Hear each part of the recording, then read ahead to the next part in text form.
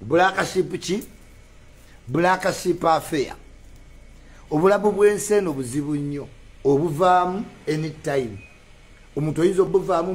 mu mbeera ennungi tewali na nnungi yonna gy'obuvuddemu oba obuvuddemu era tulina ennaku ku mutima oluvannyuma lw'ofiirwa abantu babiri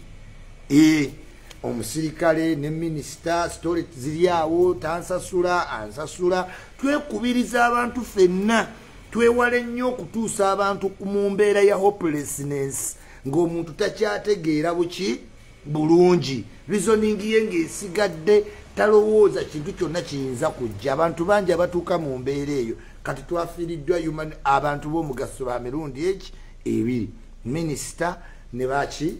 ne bodyguard naye ng'ate mwepanse nnyo ba bodyguard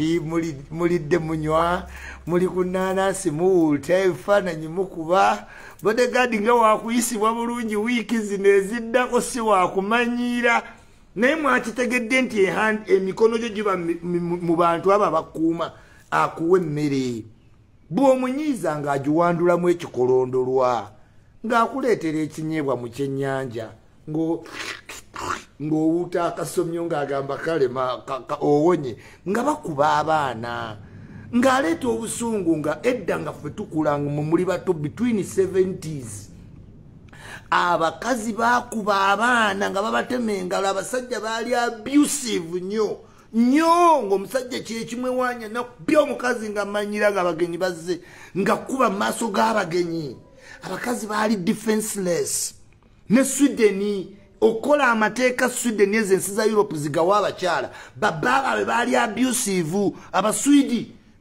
abo ba Viking nga abakazi babe babeeraka nga babasajja banywa mwenge ne bamala ne bakuba abakazi kwekola amateeka nga gafevalinga abakyala bokka. Why? Omukazi ayina ebintu ebimukuuma mu check nga ne oba ogenza okulaba mu nsiko ebisolo nti empologoma ekisolo ekikazi kyekikuuma abaana ne territory kigobamu ne taata empologoma ensajja bagigoba mu territory enkazi buli kisolo kyonna ekikazi kyekikuuma territory kuba mekanizimu yozaala eno wadde ffe tuzaala through Siemens naye ono aholding olubuto abeera nnyo ne attachment ku kiki kyazadde ne bw'osanga nkoko eba nkambwe nga yayaludde obwana ne bw'osanga kisolo ki onule nawolovu nti lwazaala lwafa. Now abakyala bano mu nsi yonna bayina eyo embeera y'okuba nga bo bali defensive basobola oprotectinga nnyo ekitonde ekiki kye bazadde okuva munda right kuva ku bisolo. Abasajja bo bagenda ne banoonya ekyokulya oba ne baprotectinga aba enemies against the territory. Era ne boolaba ensolo empologoma ensajja yeegoba endala obutajja ku territory naye afuga territory ye maama ono azaala kabube bukoko kabube krokodilo kebe enjovu kebabe ba human race awo wonna Katonda yabawaaga amaki amagezi agatali nnyo ku basajja ffe tuli by protection of the family naye ate territory y'abasajja family y'abamaama 100% mu nsi yonna gye tugenda otambula ne bwolagawa toyina ngeri yonna gy'oyinza ekyo kyescapinga bo bayina attachment eyo y'okuzaala n'afulumya ekitonde awulira nga ajja kifira kakati basajja bangi nnyo bayisanga bubi abakazi naye obusungu nga abakazi babubalira ku baana batema abaana engalo mu 70s omwo abakazi bayokya abaana amazzi even today kubanga batransferinga anga okuva kuono olwokubanga tamusobola basajja baali abusive even in Europe ne babakolera amateeka ezo zonna zi Sweden since okuva ensi zaboterera kulwakubanga amaanyi gonna bagateeka mu bakyala era tugamba ng'ogenda mu Europe nti nsi z'abakadde baana n'abakazi atali ekyo oli muddu awulira genda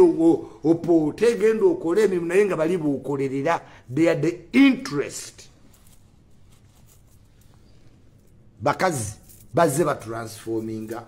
embeera ezeekyuka nolaba ku mukazi asitula omwana wa mujjawe nolaba ku mukazi awerera owa mujjawe nze kivulaba nga njagala nnyajati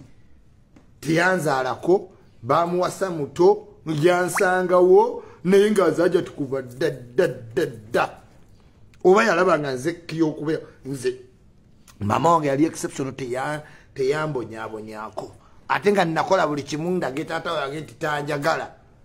naye nga wa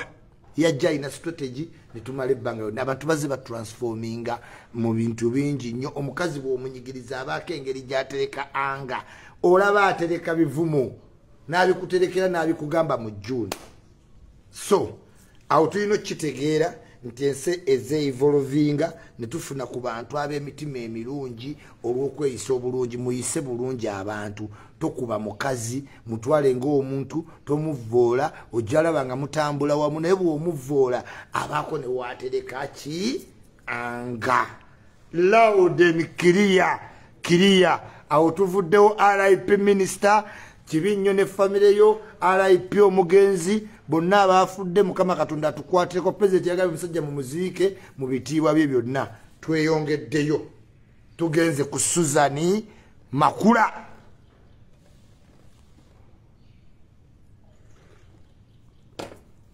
Susan Makula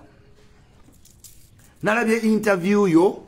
nasooka tulaba interview yo nga wazaayo property wazaayo motoka nozaayo ettaka nozaayo obusenya nozaayo haga ewa X obuulira bbaawo pastor omutadde ku sport feba analyst weetuli tusoma okuva ku body language eye contact tusobola okusoma omubiri gwonna kati Susan novaawo juzi nendaba tape yo nti wadetinga omusajja nga ali 52 ladies and gentlemen bw'omala ofumbirwa waliwo emboozi z'olina offa nazo the more you bring ezo emboozi out nga zikufuula wa bituli kati abantu bonna bazze bakuwa ekitiibwa gy'ogenda oyogera ninex ng'abantu bagamba omukazi waayita ogenda muwummulamu bituli wadde nga n'ennamba gy'oyogedde si nnyingi wakwogera abantu babiri naye mu sitecha mw'oyimiridde nga muk'omusumba it is unbecoming ogenda ng'oyogerayogera ku bex in any case ne bex bw'oyogerako emboozi tezigatta bulungi one nalabye ogamba mbu nadetinga omusajja ng'ali 52 years nga nina 28 banno we bagambye is it 28 n'ogamba awo kati nze isimamba ntegeerawo nti tewali 28 in any case n'oba wali 28 omuntu amuwala ali 28 n'obuuka emyaka 12 n'ena n'ogenda ku 5 kitegeeza kuva mu buto oli sikiima 28 n'obulwawo omuvubuka ku 34 ku 32 ku 36 ku 38 ku 40 ku 42 ku 46 mpaka ku 52 moso ne wobanga wamuyina kubeera abawala babayina yes but at this point of time the disclosure is not necessary to making any sense. It doesn't. Olabikanga omuntu trying to cover up babini be bagamba. O what they see believability. Ate ne pastor simusiru. Ne pastor kati atulamu yekka ina byalabanga tali naawe. Embozo ziri so too good to be true. Mumbera mwe twabadde emabega back in 2000. Omuwala akwate FX agize. Azze n'ettaka nga ye tayina azze ettaka azze biki obigaane abitwale wa maama wo wadde obigaanye ng'obimulekedde ne laavu yennyini eri too good to be true mulenzi kyoyo musajja kyoyo you are trying too much to be good in the face of the people yet you don't need teweetaaga obadde kakazi kakabi olabika bulungi olumiza abateesi buli kintu kitambula ku muzuuli but the more you are exposing your stories zikulesiimu ebituli kati wakwogerako ba ex-aba tetunnabala kuva waluzinga virginity ojjukira waliwo period awo omuwala watabaliranga onyumirwa bunyumirwa ojje mu secondary w'okugukira obe n'omu mu 6 kati bali bameka stop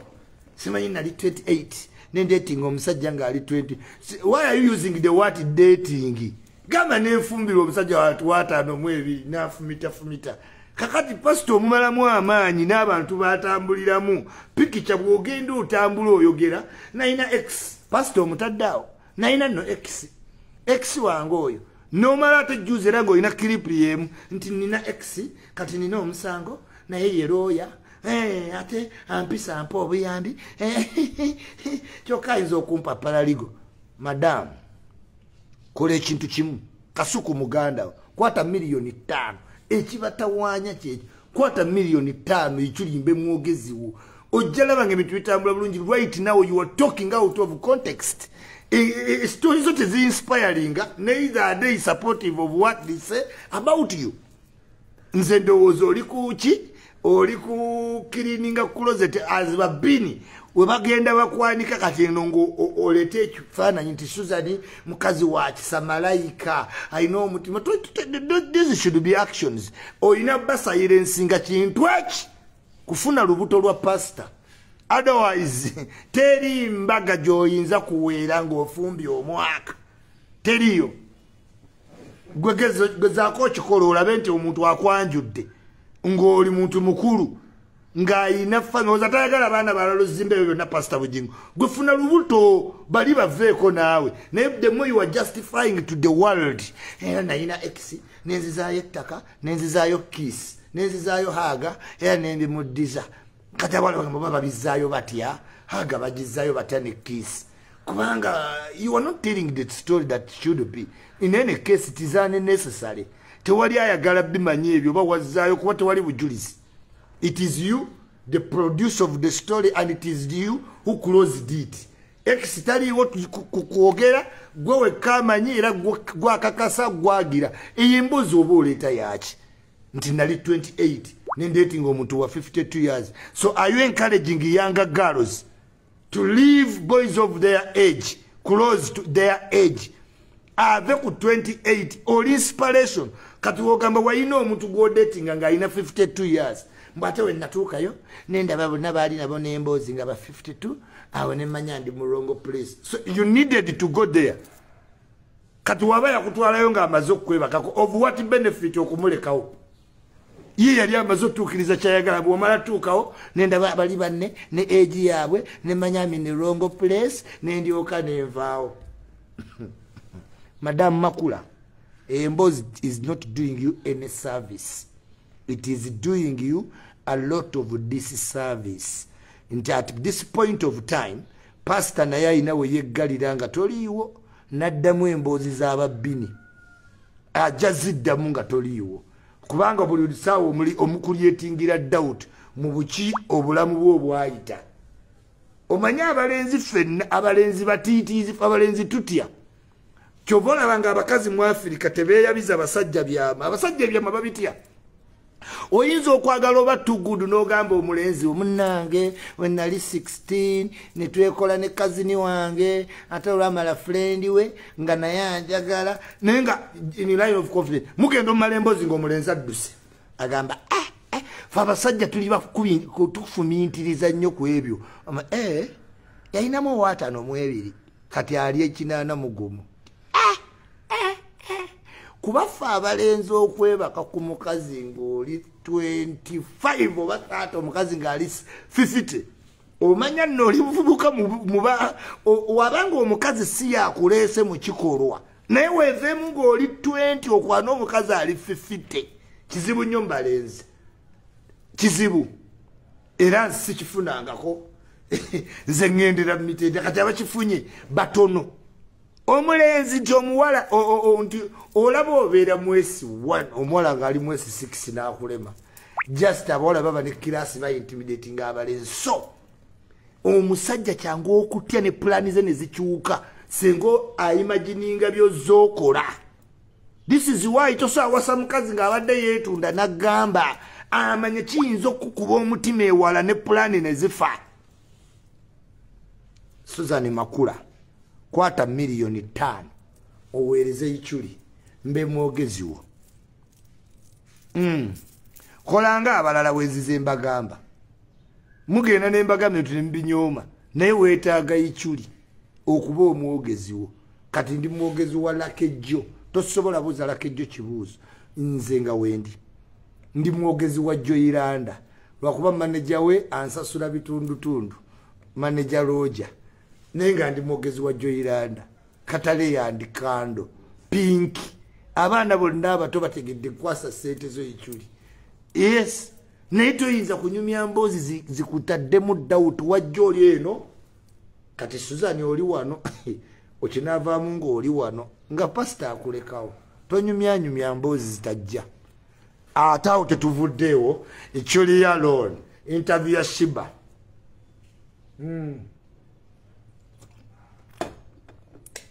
congratulations Shiba nalabye wafunye obwambasada naye bwe wamaze okufuna obwambasada emboozi zo ziri misguiding emboozi zo ziri misguiding tetutegeera lwaki Shiba agamba muyimbi muto Katonda amubulesinze bw'owulira oluyimba lwa Never Die Die lyrics ze zikulaga nti ne bansembya nga nayina okusooka did I die okuva mu karaoke mpaka mu gorofa did I die okuddayo soma did I die sitegera lwaki abantu bafrontinga education nga tebagirina ate ne bamala ne basanyuka nti batudde n'abali educated ate n'amaana agamba ate saagala kuddayo kuba educated naye ate ndi ambassador ate kati oli ambassador waaki ekisooka ogamba mbu life experience abantu byonna bye bagenda osoma mbu gwe obisomi mukwano tonnabisoma tonnabisoma kati you are discouraging youths okubalaga mbu nno simanyo zina n'ogenda nga weeyambudde mbu ezo ze life courses nedda ezo si ze life courses but we can understand omuntu nga Shiba bw'aba akunyumiza emboozi tayawukana nnyo na Makula such people abajja bwe batu ne batuka ku success baba ne lot of wounds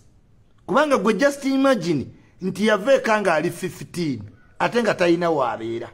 mwemulowooza itima ndi musiru if you are 15 nga talina woobeera ng'oli muwala 14 n'oddukeeka wootuukira ku 34 years ng'ebintu by'oyiseemu bingi that's why tosobola olaba nga abawala baje babeera proud nti ono first cut wange gwe tosobola kuba na first cut kuba abayatwala virginity yo oba toyagala wadde omulowoozaako n'ekyo ekiro oba toyagala kirowoozaako nakikuwasinziira okutwala virginity byozookola otuuka awo ebiraga nti olina wunduzi ku mutima however tosobola bikozesa n'ogamba abavubuka abato mbunze byonna bye mugenda osoma mbisomye mu life experience madam please nikyokubiri usitegera lwaki abantu bali proud nti ame school drop out nosanga te company nti nemufuula ambassador you can't be two things at one. You must be a dropout willing to go back appreciating that someone should study na yo tula bulungi nogamba asala kudda musoma ka course konna madam mu life experience yo wasoma mulimu IT no this is a misguiding interview bakuwadde obwambasada tewasoma wayogedde bulungi eyo confidence nungi but it's not going to be for everyday life kuba kati tulina okubuuza abagezi ya webale nnyo kukola okuva mu karaoke paka mu gorofa oyina business mind n'okwogera oluzungu manyi kiki kati ekikugaana okukolayo ka course why are you against education then parading yourself with educatees oli clearly toyagala education kubanga oyina every avenue toli muntu mukulu nze nsoma Dr. Muganga asibampa ebitabo ku Victoria University omanyiddwa oyina connection lwaki tosoma course ate n'oyagala obeera ambassador waba abasoma that's misguiding. You should be saying nti saasoma nenfunye omukisa guno bampadde n'obwambasada nenange njagala nkole course eno. This is what should be the now you are contradicting yourself by being an ambassador and at the same time telling people that atebe basoma mbu ate wabisoma dda Aiti wamusomerawa mukaliyoki mwali mwaiti ekitegeeza gwe byoyagala okutegeeza abantu bye bintu byoyiseemu okutuuka wootuuse awo ffenna tumanyiiwo wali olugendo kambalagala tolowooza nti ebirungi bivudde mu kuyimbako nze mbimanyi ebyawano naawe toyinza kyovaola batisimanya na artist abayimbi 8 ku 10 abawala wano tewabaawo kuyimba si kuyimba naawe ebyo bikima mbimanyi nnyo ate ndudde nga ndi bulooka nze ntwalira abagagga abawala era tutwalayo bayimba kati nze mbimanyi so oyina osoma kuba neyo golofa tojja tuuka onyiige bujjoyiranda bujja zimba ziri olabe nga si golofa no offense however kyegamba interview eri misguiding okubanga toyagala kusoma okwogerera bubi era nga wookumanya ennyo okumanyi so you are acting like you are the uneducated educated era this is the climax a girl should achieve from karaoke to golofa that should not be the limit as an ambassador nga company kuwadde kuba today osobola oba ambassador wasoma or not naye nga ambassadorial role zitegeeza you are appreciating education, you are appreciating the brand you are becoming. Therefore kitegeeza ne woba tosome totunula mu kamera noga sinza soma kintu kyonna ate obeera oli dam oyina okugamba nti I'm looking at this course kuba kati oba ne free time. What do you do in your free time? Kwate million 5 shiba oweereze Iculi abe mwogezi wo, weetaaga Iculi abe omwogezi wo. Million zaale makenzo ebizibu byayitamu obiraba kasa zikulema sikufaako naye nze nzija nzikujjukiza kwata million oziwe ki Iculi abeere omwogezi wo. Oyina wojjo tukanoza naye wawulidde bulungi ng'otudde mbasoma naye ate oyina level otajja sembera. Yes, ng'oyina golofa neiti songo ate Iculi mpitewo buyisi nga siina n'ekimu. Genda osoma ogonze ebintu kubanga just imagine $10 sikiba ozina omukolo $10 ne $10 ate kyeki dunsanga wanoga ntudde okusoma kulungi. Yes, you may multiply your energy naye you know looking after there nga siye gwe queen kama simanyi swaga mama simanyi king queen of the area swaga mama time egetukanga siye gwe. Yes, so no ensonga eyo yabadde misguiding interview. Makula is older than Bugingo ndowooza olaba kasitoga nti ndali 28 ne dating omuntu wa 52. Bugingo ayinza n'okuddayo wa mukazi olagaba na kiki kino omukazi ayogedde ki temweyogeza bintu ekyobola abagamba ne woba ogenze ku dating oli muwala sooka omire miza abalenzi awo tutiirawo nnyo nojja n'osokomera enkoko ono wakiro kimu abalenzi balina sayansi oyo abagamba nti ono wannakwesi ono tasukka ono tomuwona transport muleke lwaneeyisa gye mujja nayo. Singa odeetinga omuwala n'omutwala kafe jafaazi n'awulumula emmere nanywa juisi ndakikabiri ng'amazewo oweeyongera naye eka omanya ajja kulya era ogamba ono walogi ate ey'omutuntu wagendera onnaabira wempetera. Abalenzi babikola because omukazi yatondebwa ng'olina okwerekeramu. Abo abawala bonna betwagala baba bayagala dda babbaasa mu masomero z'ebiwala nabirabanga nga abasomesa babitawaanya naye omuwala tolimanya mumala kukula naggamba headmaster yanjaga ate bayiga okuwoza mbu yankaka yankwata yabinkola nga saagala nogamba nga tewaloopa yantiisatiisa awo ng'omanya oyingiridde entalo z'abasajja bayitwe za myaka 6. Omulenzi oyinza okwesiba ku muwala bawala baveeku. Omulenzi ogenda otandika erya sex ogenda okuma abawala bwoliko nga batandika sex 10 years. Waliwo abawala boolaba nga yatandika sex mu 90 kati gwe wakavubukamu simanyi omwepikira biki 90 ogimanyi 90 to 2000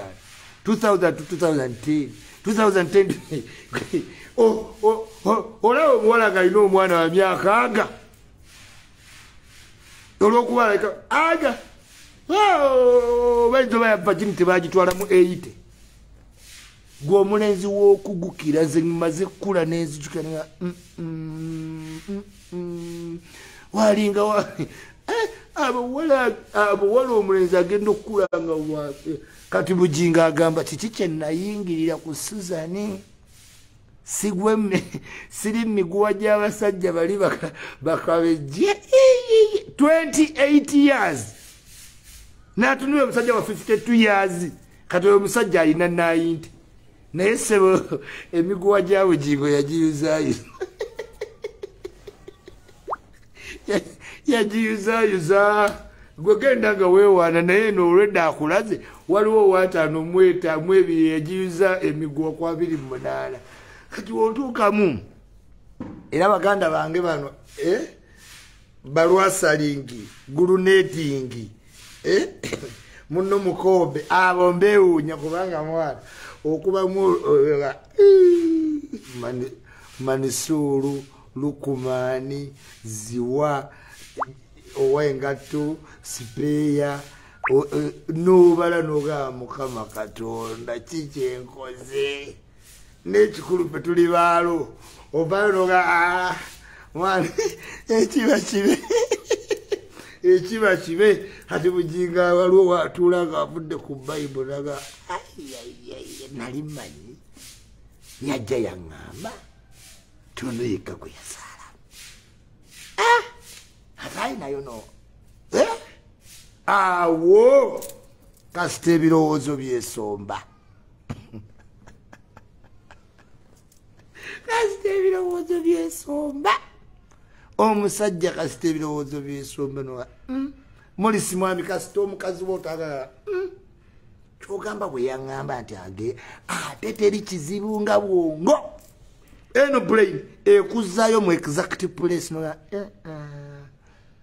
bwe yaŋŋamba nti bafiiriddwa yaŋŋamba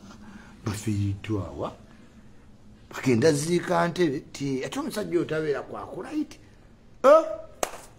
ng'ozikubamu nga zaaka maama abaana abo ogutali munnyo nti onodda nolaba oba bagutoddeko abaana abo balaba mu biteeteeyi kwewuuba naye abaana abo tebatudde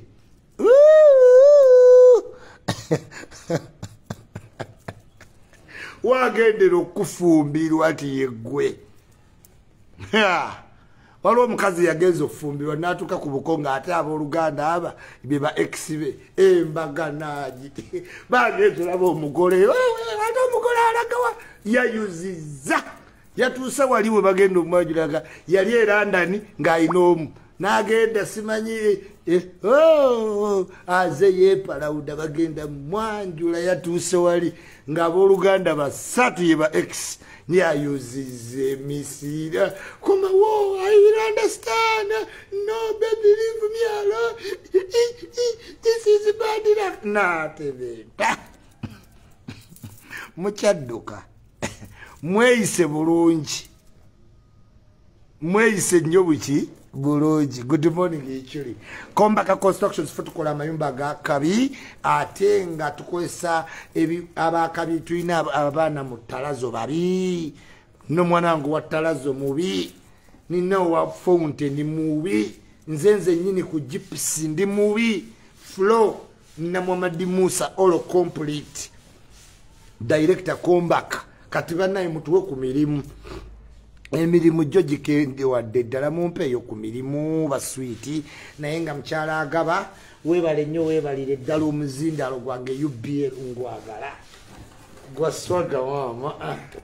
guyina ebikola byonna byonna omuzungu yabiteeka wano sound kati wengendeeyo mu nsozi ntula butuuzi nga nzijayo microphone Bangamba yali muwala bangamba yali muwala ekyamutwala wali bulala tiyalina malala nga gwe batuula bali yefuula kirala yefuula kirala nkuberaga ojjowulira alubamu ziri ezisembayo boosi tinyambula nane mwavuno ndekawo alabe timama lwakyo nnondoola wizo nzija wizo tusooke tukoleremu palaso gundi nzija ne microphone zammwe nzitya muyinza okunteerako obutwa nzija neyange tata Janet Street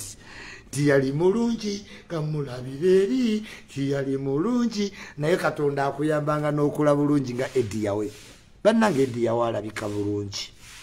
Eddie yawe musajja alabika bulungi ya era abantu mwerabirire nnyo bannange nalabye Eddie yawe eggulo bannange Eddie yawe alabika bulungi webale kwerabirira bulungi Eddie yawe webale munangola awe wali akatiba nalabye muganda wange bannange ate kati yankoppe John Sega wakati akoppa Iculi John Sega waleka kunkoppa sigala mu bwandisaamu bwo anyirira John Segawa. It looks nice. Eno ke katiba tewali ajja kuwaanawo mwasatu mwabiri mbolabika bulungi soko oyingire wano mwataano embazi kugwemu amanyo gabe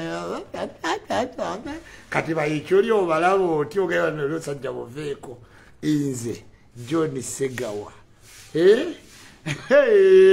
tulabe edduka ne mulodi okimanyi all white party ku beach this weekend tugenda bampise no mu party ku beach naye ne mulodi tuukeyo nga waliyo ababbi babbe microphone eno ojja tegera oba olina UBL girabe abo bakididi babbi ajja jibba kididi naye kididi nkukwate ojja otegeera love you so much and love you always. Katumire ku bantu bange ab'emikwano abandabidde ebbanga Honorable Morris Mwami ono large upon yourself enretiko big up on yourself ebyamakulu biwedde ojjawo nga nsasudde eski JBL manyi president ya campaign tugenda mu campaign katukube yugamani akalulu link zifuluma very soon. Yes, Sophie Iculi cash crops JT yekolera alabika bulungi sebo nduddo bala babo balista timo wagwani mi brother oli otya balista timo nkulaba wangambye okoma omwana wa mama Jajja nze always nkwagala nnyo Arafati Bale nange wentyo. Thanks for analyzing Makula twin wagambye Makula nsasule is the on self destruction mission byayogera abantu tebakyabiriko bali kubya bini Ismaili Gweweka Princess Babula Chimbugwe anyiriro oyo omukazi princess nali mwagala naye engeri gye bayita basebo nanema sinza yita muntu sebo olina mufukamirira omumbejja neŋŋambo wayi mumbejja sigala muwaana muleke n'abambejja banne Semakula Julius Smiles, how are you doing? Mulwanyi Bini Mustafa South Africa Ogambo Tarita Kalyango Ntambi Sam Stuart Khalifa Lukomwa Moses Croch producer Croch producer Croch bana olyotia tebayina mizindala abayimbi bo tebabba omuzindalo gwange nja kuba omuntu ejjinja gravity tayina UBL wali omulabye nayo oyo Jeka Steiner UBL yonna Gurunedi yepanka ne bubenzi simanyi benzi bombi ne nani abali mu bubenzi chosen blood shiba yepanka tayina UBL aliwa tebayina eno jiveeko nawe eno jiveeko mukazi yajimpadde bamuyita agaba bali abamalayo yangambe Iculi eyo yanjawulo si eno Kingi sana laba ngajirina naye si eno mukyala agaba yangambye tewali ayine ate siyinza mukayanya eyo UBL tebagirina gomulabangako nayo ng'ogamba yino Kenzo yekka Kenzo gyagirina yes gundi sizamani yampa gundi ekwate erotatinga wabulawo muna Uganda agimanyi Yes, Kenzo yekaya inaji manyi ate ya mugano jinjikiriza nti simuwagira bulungi nengamba lekayo simanyi bagita jambo simanyi bambu Sizamani ya jimpa naye tewali muna Uganda amanyi operatinga sensing weta bweti nalabe ne kamukulembeze nga nako kajikutte oba kaabadde kajijjewa ka aike mukulembeze kana akanupu oba baajibyewa abaana abo only Iculi alone Amis Kigundu National Stadium yegendo tuonye ebisawe ebijjudde ebisooto ebisawe bitatuukiridde ebisawe ebivundu Amis National Stadium atenga mukwebaka mu Akulite wetuli live ene kuleterwa Bungabet ya muna Uganda genda registering online ogendo betting emipiira gyonna ofune ssente empitirivu promo code Iculi Bungabet straight atawo era nga twegattibwako ba Rights for Made Association madamu CEO nga sikulaba wangamba tulina okukola interview bawalaga wasimanyi bakuwasa sikulaba munnange yes naye nga Rights for Made Association nabo bakuleetera program eno ani omulala gwenderabidde Lake Joe ye muyimbi yekka omuto ne Pretty Sophie gendo subscribing ku Lake Joe YouTube, Snapchat, Instagram, TikTok, YouTube. Same thing apply to Pretty Sophisticated. Avudeyo ku somero eranga music tumutwala maso. However, nze mwogezi wa Amoslovens. Muyimbi muto ali mu surf right now. Eranga project ze mpya zijja ddala nyingi nnyo. Amoslovens. Violeta. Same thing to Ape Moses. Kapiripiti. Kapeke. Fik Gang, Zex Viranjiranji Straight, Fefe Busi, no one yelesi, nobody yelesi still,